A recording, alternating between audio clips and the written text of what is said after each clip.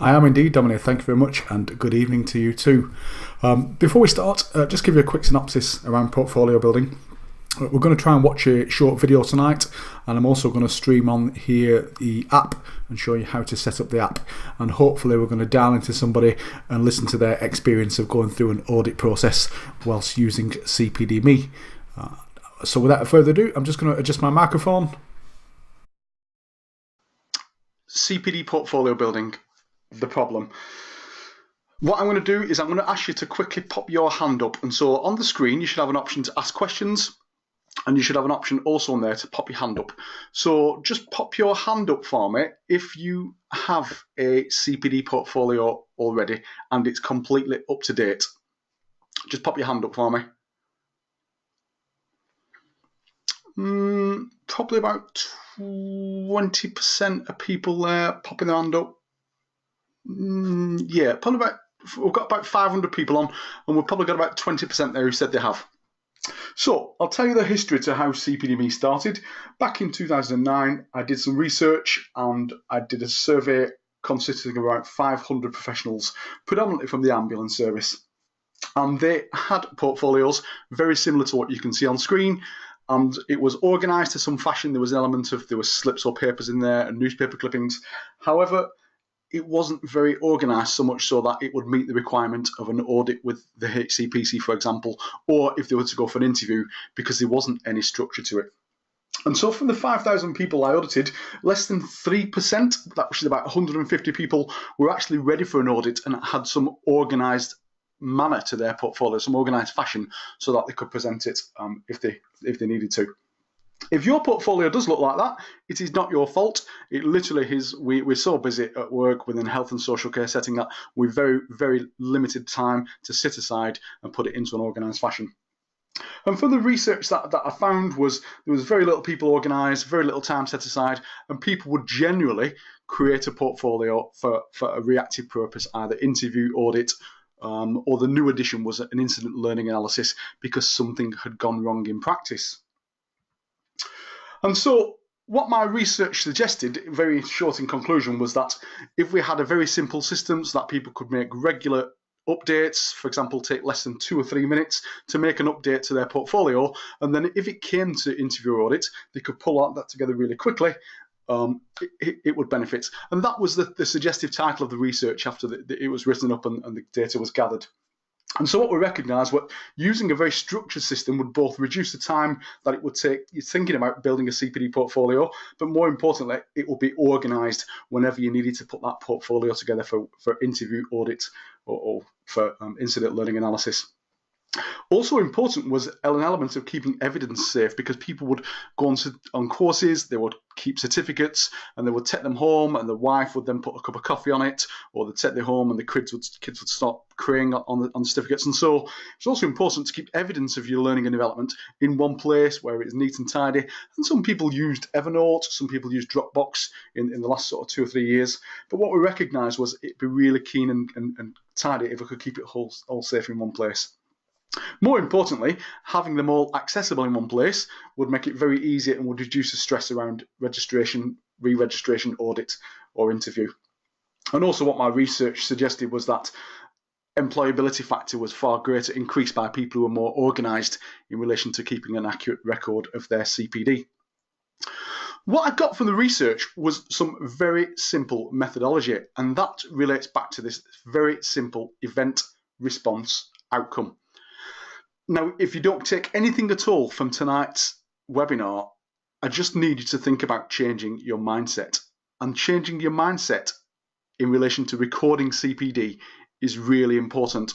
And when I speak to practitioners, both new within a university setting and those who's ritualizedly been in practice for 20, 30 years, I cannot emphasize that you have to think differently about how you both take part in learning and development or continuing professional development, but more importantly, how you document it.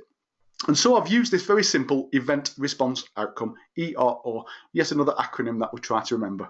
However, if we break it down and we look at E, meaning an event, So the event can be anything from reading a clinical bulletin that's emailed out to you at work.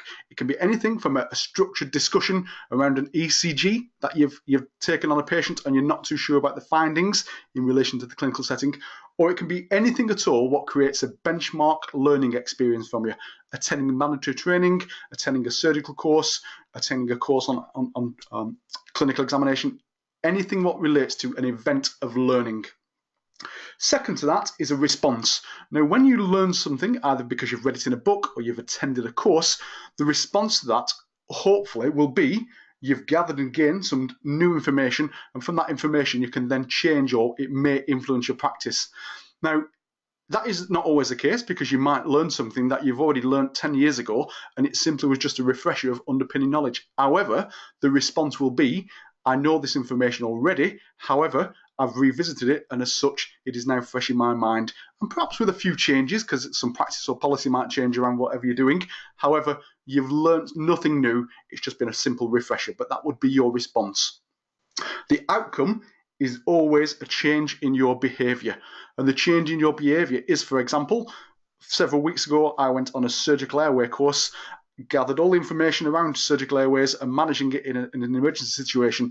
And from that information, my response was, I've now got these new set of skills, and given the situation and scenario of someone having a serious airway compromise that I can't traditionally manage, I could revert to a surgical route. So my outcome was the fact that I've now gathered and gained and been qualified to use this new information to benefit my patients. And as such, if I'm presented with that situation or scenario, I can use a surgical airway. And so event, response, outcome can sometimes also mean risk. And that means risking a new behaviour. And to risk a new behaviour, you'll always get a new outcome, because sometimes we're very stagnant in our risk factor. We don't like taking risks in what we want to learn, and we don't like stepping out of our safety zone. So I always consider that the R, as well as response, can always stand for risk. There's an old saying, if you keep on doing what you've always done, you'll keep on getting what you've always got. And nothing's more right, really. Certainly when you look at building that portfolio, if you don't change the way that you manage that for the future, it will become completely unmanageable. Einstein also defined the definition of insanity as continuing to repeat the same behaviour and expecting a different result. You're simply not going to get it. You have to change the way that you think about your learning and development for the future. And the acronym of event, response, outcome is what I tend to use when I'm teaching new students at university setting. When all the research was drawn up in November 2009, what I recognised was we needed a very simple recording system. A very simple recording system, because what I found from the people who used the electronic system was that it would take an average of 3 minutes to record a development event. And that will normally, anything what's going to influence a change of practice, so reading a bulletin, having a discussion, it takes roughly around 3 minutes when you record that electronically. And the advantage to recording that electronically is you can update it along with your practice. So for example, I specifically have a piece of reflection that is probably about 10 years old now, and every time I do an investigation or I'm faced across the same element with somebody else who's made the same mistakes as I did 10 years ago, I tend to go into that piece of reflection and I bring it up to date, and I generalise, expand on the discussion to how that's influenced or changed my practice for the future. What I can say is, since 2009, we've been running CPD-Me to where we are today, and we constantly analyse the information and also the time it takes to make an entry, and it is still around 3 minutes to record a CPD entry. That's usually less time than it takes to brush your teeth in the bathroom. The other thing about CPD-Me, what we recognised was people don't always specifically want to print off paper portfolios. And more importantly, if you're anything like my other half, doesn't specifically want 25 folders in the back bedroom full of every learning and development event that I've taken part in for the last 10, 15 years of my practice. And so the ability to keep it online is the ability to have an electronic PDF. And CPD-Me is very unique to any other portfolio builder out there, because we allow you to have a digital list of supporting evidence. Now, I'll demonstrate this shortly when I build my portfolio for you as a live demo. But as you can see on the right-hand side there, there's a list of professional development supporting evidence and some blue hyperlinks to the right-hand side. And so the advantage of a digital PDF is if I email this to you or I email it to my governing body or to my employer as an appraisal, they literally will just need to click on those links, and that will highlight the piece of evidence that I've used to substantiate my learning and development with. So I'm not, more importantly, having to send my original certificates, because if anybody's like me and they've been to university and they want a replacement certificate, the last certificate I got from university cost me £50 to replace it. And so what I'd strongly suggest is you turn it into a digital copy, store it somewhere safe, and then you don't have to physically send your original copy anywhere. People normally ask me at this stage, will the HCPC accept my portfolio by email? And they will. I'm just about to dial into a lady who was audited very recently, and she used CPD-Me and the process and the portfolio to send it off electronically. And so please bear with me, because I have never dialed into anybody making a phone call before. And so I'm just going to try and get her on the phone for you, and we'll see if we can bring her on board.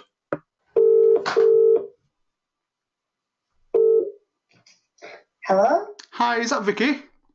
Yes, it is. Hi, Andrew. Hi, Vicky. It's Andrew from CPD-Me. How are you? Hiya, fine, thanks. Live. Vicky, you are live on the webinar tonight, and thank you very much indeed for joining us. I hope the ladies and gentlemen on the webinar can hear you okay. But Vicky, just tell us a little bit about what you used CPD-Me for and how you prepared your portfolio before you submitted it, and when you went through the process of submitting to the HCPC. Okay, a couple of years ago, I got told in the August that I was required to submit my portfolio, and I had till November to submit it, and I submitted it at the end of October, and I submitted it online through the CPD-Me. Okay, how did you actually submit it to them? Did you email it to them, Vicky, or did you send it by? No, you can send it by post, but there's no point printing it all off to send it. You can just send it electronically by email. It just makes it a lot easier. And were the HCPC, were they happy to have it by email? Yeah, they prefer it like that, actually. They did say that they preferred it that way. Right. And tell us about the experience. What sort of things did you put into your portfolio? How did you sort of structure it? Well, they said that they wanted a range of things that you did. So you had to make sure that you had a range of experiences. And before that, I hadn't done any CPD or anything like that. So I was caught on the hop a bit, really. Right. But obviously, I got membership for the CPD-Me, and I was able to. I drew upon I had all the stuff. It was just a case of collating it and putting it in some semblance of order, really. So I put things like supervisions, peer reflections in. I put all my CVs in it that I've done. Like, when I've been for a job interview, I put those kind of things in. If I've done a specific piece of work for work, then I did that and made that into a reflective practice. I think it's just about being creative, really. And where there was gaps of, say, more than, I think they want you to make sure that you put something in at least every 90 days. Yeah, if that's changed I think it is still 3 months, yeah. Was that then? So I think where I hadn't been on a training course or done something, now I was then creative. So I knew that I would have had a supervision, or I was a supervisor then, so I would have supervised somebody. So I made that into a reflective piece of work and put that in as well, because it's anonymous, so nobody'd know any different. I see. And I think that's a key point you've made there, that if anything is in there in relation to any patients or any service users, that there's no identifiable information. I think that's around Caldecott guidelines. Yeah, absolutely. Did you actually attach any evidence to your diary entries, Vicky, so that they appeared as digital links? I put loads of stuff in it, yeah, and I still kept all those now. No, I did that. That was really easy as well. And you can put any certificates of training. You can take a picture of those and scan those in. I got very adept now at using the application as well, if you're on your mobile phone, to do that. So now I've submitted it. Any training that you go on now, you can do it actually there and then while you're on. There's always going to be 10 and 15 minutes in your training course where you can do it while you're even sat there, so that everything's really up to date. Wonderful. Vicky, I think you've probably sold it for, you should come and work for us. You sound like a saleswoman. Oh, I think it's great. Well, when I was doing mine, there was a few other people in my office, because there's about 150 people, and there was a couple of people from the other disciplines that were also chosen.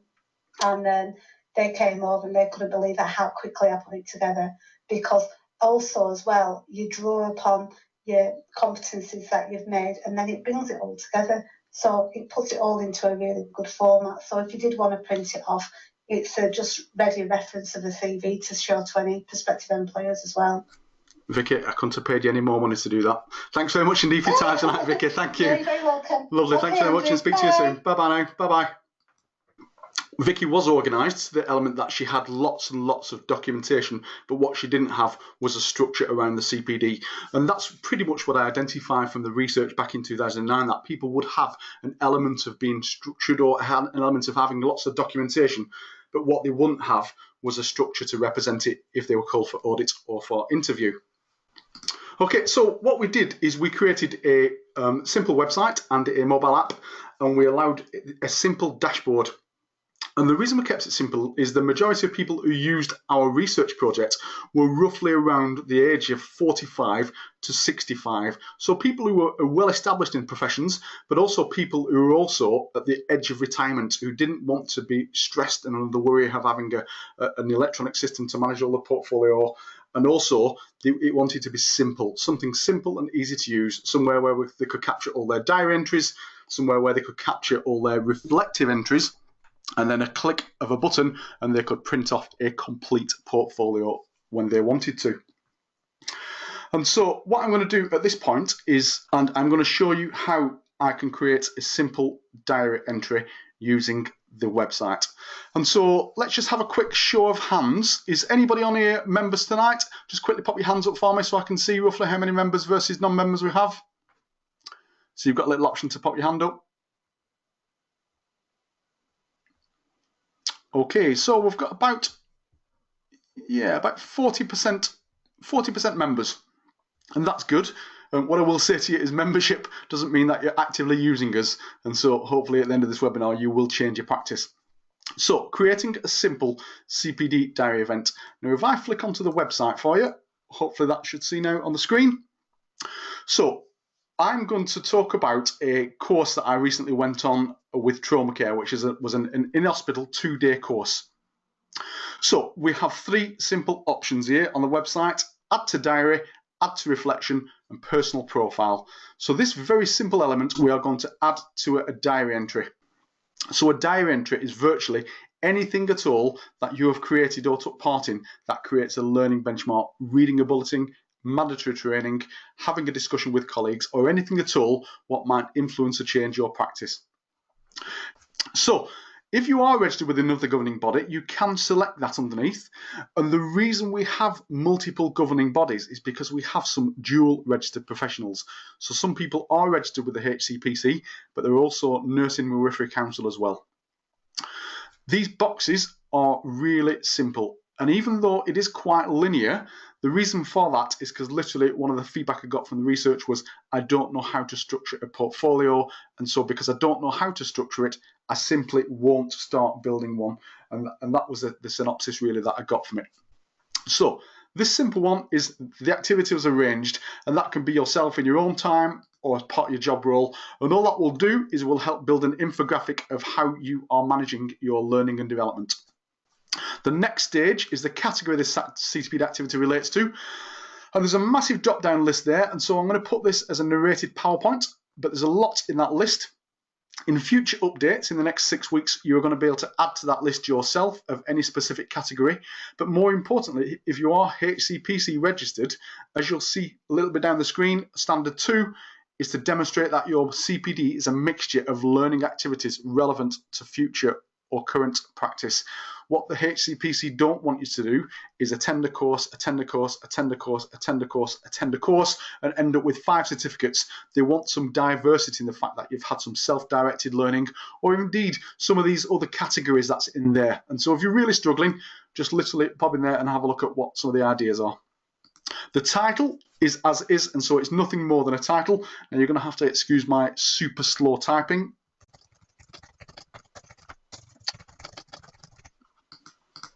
I can't type and not look at the screen, as you've clearly worked out. So I'm just going to put that as an in-hospital trauma course, and it's a 2-day event. I'll put it as yesterday, even though it was several weeks ago.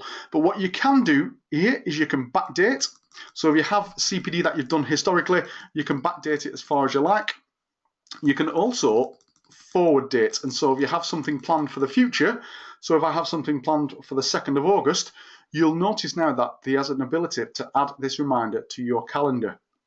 So anything that you forward date, has this ability now to intercept either iCal or Android or Google. And the advantage of that is your calendar will then remind you that you need to document your CPD from that specific learning event. So I'm going to go back to today's date, and we're going to put it as today. If the activity is more than 24 hours, so for example, it's a 4-day course or a 5-day course, or even 2-day mandatory training, you can click that second box and you can put an end date in there, and that will just demonstrate to the users that this activity is longer than 24 hours. And so if I actually change that to the 13th, and I put that the end date as the 14th, you'll see that I've demonstrated that it's a 2-day course on the 13th and 14th. This next box, number of hours relating to this activity. Now, the HCPC are not too strict on hours. It's more of an NMC portfolio building exercise. But what I would say is be very conservative in the amount of hours you are documenting. So if you've done a 9 till 5 course, I wouldn't specifically document the full amount of hours between 9 till 5. What I would do is just put in there your structured learning hours. And so I'm just going to put 10 hours in there for the 2 days. An argument I always get asked, or a question I always get asked is, I've been discussing the course over dinner, so can I include that as hours? You can, but I would probably include it in a separate reflection of very casual, non-structured learning, because this is just identified as the learning that took place during that 2-day trauma course. This development activity has benefited me. Once you click on these boxes, you will note that below it drops down a guide, and that guide to this specific diary form is a very simple reflective guide. Why did you select this learning activity? How will it affect you as an individual? Will it change the way you do your job? Will it affect your patients or colleagues or service users? And potentially what could follow on from this CPD learning? Now, I think I pretty much should have, let me pop up. I did, yeah, some text, because I've already typed that out. Otherwise, you'd be sat all night watching me type that out. And so what is it? I put some text in there and explain why I went on the course and also how it's going to benefit my service user. So for my exposure on this course and the information gained, I no doubt will be able to apply better care bundles to my patients that I'm exposed to.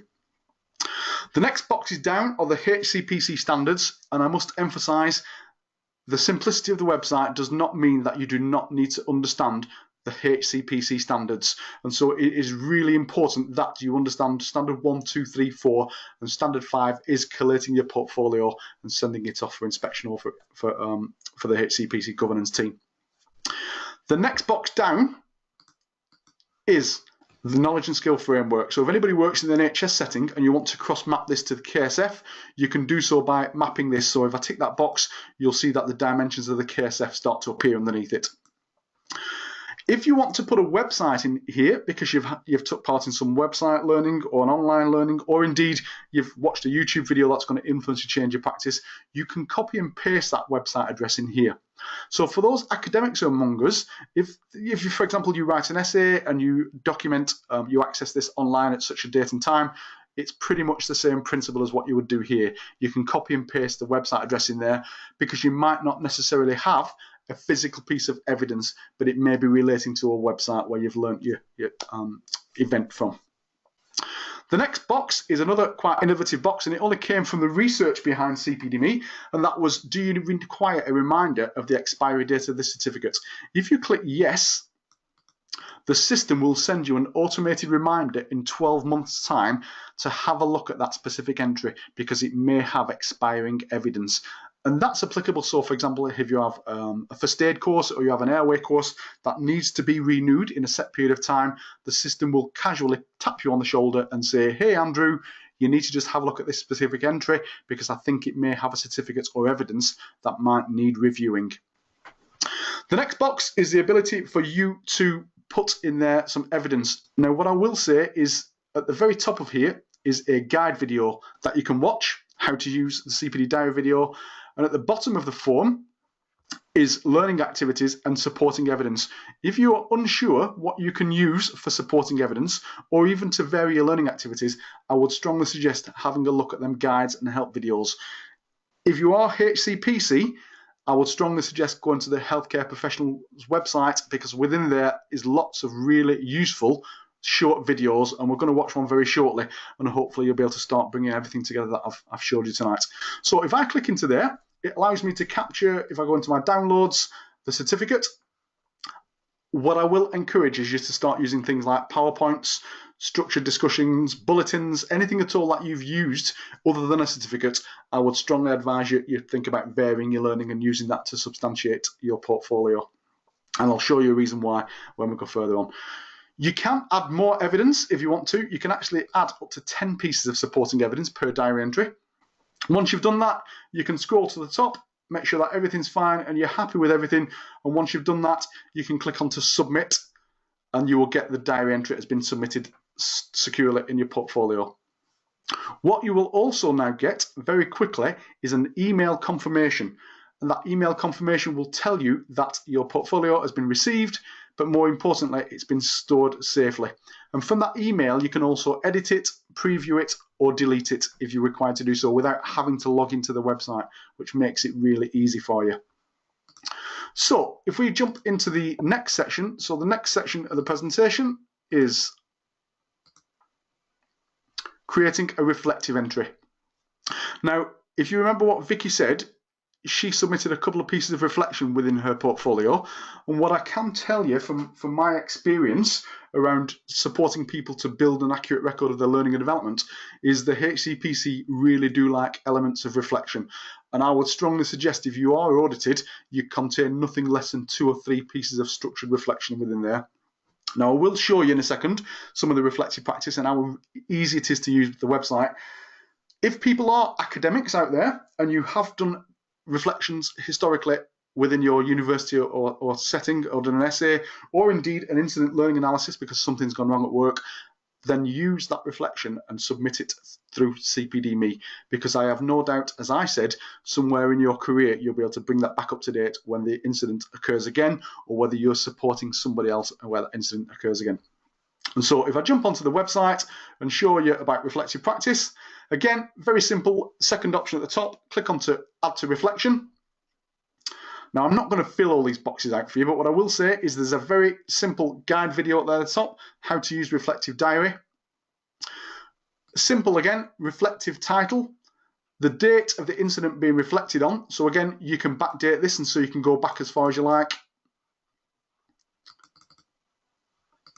And then you have 3 models within CPD-Me at current. We are looking at another 2 models at the moment, but they're not quite ready yet.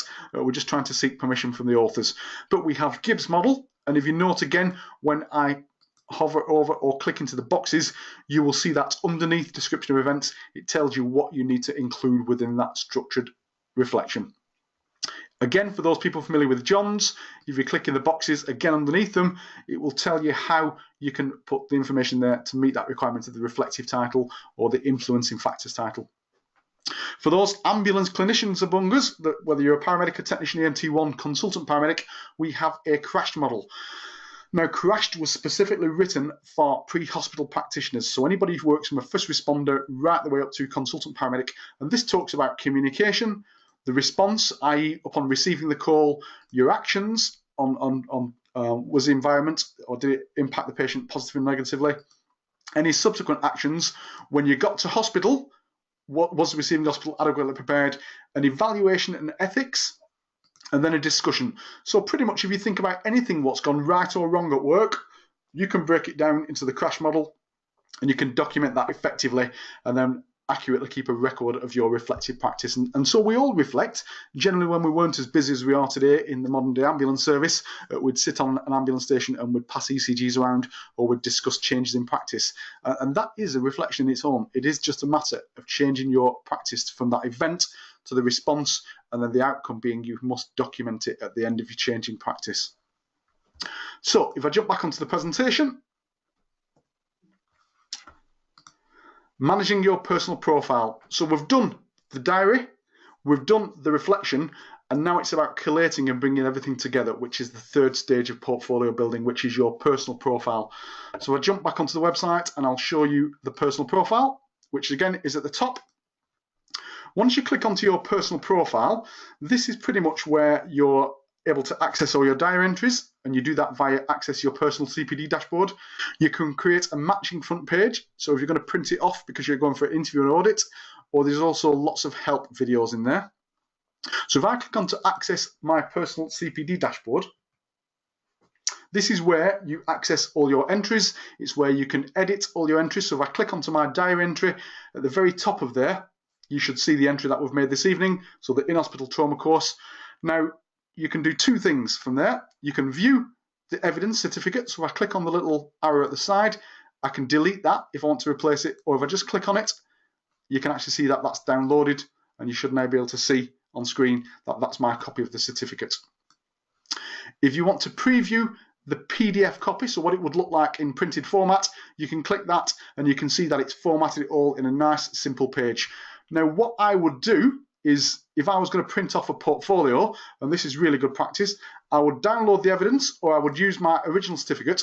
Now you've got to be visual for a little minute. If you think about a A4 folder, if you put your certificate on the right hand side of that folder, and then you put your diary entry on the left hand side, imagine if you went to an interview or an audit or an incident learning analysis, whoever was reading that CPD portfolio could read your diary entry, so they'd understand the reason you took part in that learning. But more importantly, at the right hand side would be your substantiating evidence. And so left hand side, diary entry, right hand side, substantiating evidence. And as you would go through, it would almost be like a storybook of your learning and development. So to preview it, you click on the preview. To edit it, you click on the edit, and that will pop up in another window, and then you can make some amendments. You can change that to however you seem necessary. Click back onto the diary entry, and I'll show you how to delete it. Now, if you delete an entry, it will pop up and say that this is irreversible. We will actually store the information for 7 days after you have confirmed deletion. After that, you will not be able to recover that entry. So if you've uploaded a long piece of reflection, or you've uploaded a long piece of evidence, after 7 days, if you haven't contacted us, it will be deleted. And that is based upon some research we did around people making accidental deletions. As you do, sometimes people sit down at night, they've had a long shift, they'll have a glass of wine, they'll sit and they'll start editing the portfolio, and before they've known it, they've deleted 2 really primary entries. And so if you contact us very quickly, we will be able to recover them for you. But if I click on delete, you will see that that will now completely delete that entry, and it will disappear from my standards. These 5 boxes also give you a little bit of synopsis, but I'm not going to go into them too much because they are going to change shortly, because I have a new system about to launch. And so that is my dashboard, and that is where I manage all my learning and development. Really simple, and the reason why I've kept it really simple is because that's what people wanted it. So for those people out there who are mobile app or use mobile app devices, I'm now going to again attempt a feat of technology and try and stream to my screen my mobile app. So you should be able to see my screen. So what I'm going to do now is I'm going to show you how quickly I can make a CPD entry using the app. I'm going to click onto the CPD app. I've already registered the app, and I've used the same email address as the website, and I'm going to go to the bottom where it says submit to diary, and I'm going to submit a diary entry. I'm going to click on activity arranged, and again I have the drop down list, so this is going to be myself in my own time away from work. A brief description, so I'm going to put in there reading emergency medicine handbook. The start date is today. Next, so my HCPC standards, and again reiterating, don't just tick them because it's easy to tick them. You must understand the standards. Click onto next. This development activity has benefited me because, and this is where making a quick entry really does make a difference. And again, reverting back to the conversation with Vicky, what she said was, I make entries now as the learning and development takes place. And that is an absolute important change in your practice, because if you download the app, you're no longer waiting 4 or 5 days after the event to make a record of your learning and development. You can make it virtually the same time as you're learning. So if I go to the bottom of my screen on the app, you'll see there's a little microphone, and in there, if I click it, I should be able to dictate. So today I have read the Oxford Handbook of Emergency Medicine. I specifically looked at a book around bladder, urethral and testicular trauma, and I will use this in the context of clinical decision making the next time I come across a patient who has problems with their bladder. Full stop. So it is reasonably accurate depending on how quiet you are. You can go in and you can change, so blabber, I can change that back to bladder. Sometimes I do blabber. Click on to next. This category this activity relates to, so this is going to be reading. So I can click down to reading or reviewing. On my evidence, I can, if I like, capture it. So if I put on my camera, you'll be able to see that. I would find the relevant page within this book and I would capture that and I would use that as supporting evidence. So use photo. And then what I can do is if there's a website involved, I can input that and I can quickly submit. Now, once I've submitted it, again, you get the little pop-up on your screen. And then within your previous submission menu, you should be able to see at the very top will be Reading Emergency Medicine Handbook. And if I click onto that, you will see that it very quickly has put it into the format for me. And if I close down the app and I go back onto the website and I refresh this page, you will see at the top of my diary entries now should appear the reading book with emergency medicine. Let's talk a little bit about the video library. The video library is important because there's lots of things in there that is going to support you. Lots of things like how to document attending a conference, how to document in-service training, how to document and reflect upon your learning experience. And there's also lots of videos in there about how to vary the amount of evidence or vary different types of evidence that you can use to support yourself. And so I would strongly advise that you have a quick look at those because it really will help you. And we've tried to keep the videos down to around 1 minute to make it so that's easy to access. Getting stuck. The reason we are here behind CPD-Me and the reason that makes us different to any other portfolio builder out there is we are a group of health and social care professionals. And so if you have any questions, we probably are best placed to answer them. We're not an IT company. We are literally all still full-time working health and social care professionals. And so if you get stuck or you need any help, you just simply request the live chat or you can request a support ticket and we will guaranteedly answer you within 24 hours because we have staff who work round the clock because we all work shifts within NHS or private organisations or social care. And so you'll always get support from a team of health and social care professionals. And what makes us different to any other CPD recorder out there, because there is lots, and I won't specifically say that we are the best, however, I would be a little biased if I didn't. We have a research team at 2 universities who use us constantly for their year 1, year 2, year 3 and year 4 students. And then when they get to year 3 and year 4, they become involved in a research project around documenting CPD. And at that point, they use the current CPD system and they reflect upon their learning and how it's collated their evidence. And they give us constructive feedback to what we need to change to make it fit for their future practice. And so we're not just an IT company with a group of health professionals. We have a research team that are constantly looking at ways to make it easier and simpler for you guys for the future. The world has changed in relation to CPD and the demand for highly organised professionals is far and highly sought of by employers. More importantly, what I do know for people applying for paramedic practice places within a university setting, they want to see that people are really organised and that they are proactive around their learning and development. So that leads me to the question and answer session. Now we appear to have lost Sarah. I don't know where she's gone. She normally does the questions and answers. But if you have got any questions, I'm more than happy to open up your microphone. So if you pop your hand up, I will open up your microphone and I'm more than happy to have a discussion with you. Or if you want to type your question in below, I'll be more than happy to answer the question for you.